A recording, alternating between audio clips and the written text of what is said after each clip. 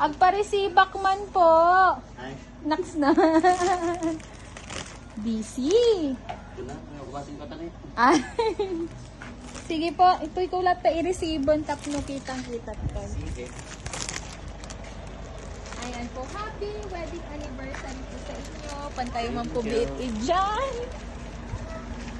Ayan. Ayaw yata.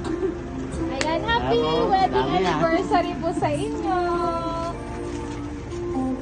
Ayan, kahit po malayo po si ma'am, gumawa po ng way, tapno kaslag, agkaasadad kayo po latak. Ganyan po kayo kamahal ng ating sender at alam ko po na alam nyo po kung gaano kayo kamahal, especially sa inyong mga anak. So may babasahin lang po kaming letter galing po sa inyong someone. Agti kayo ko po.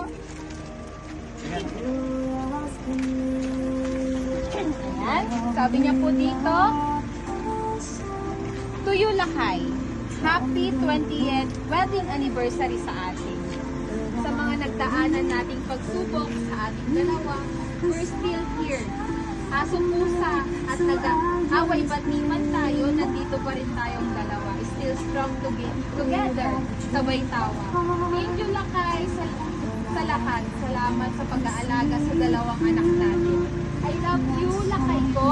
Hindi ko man nasasabi lagi sa'yo, pero alam mo, pagod lang ang bakit mo, lalo na kapag stress na ibubuntong ko sa'yo minsan ang mga galit ko.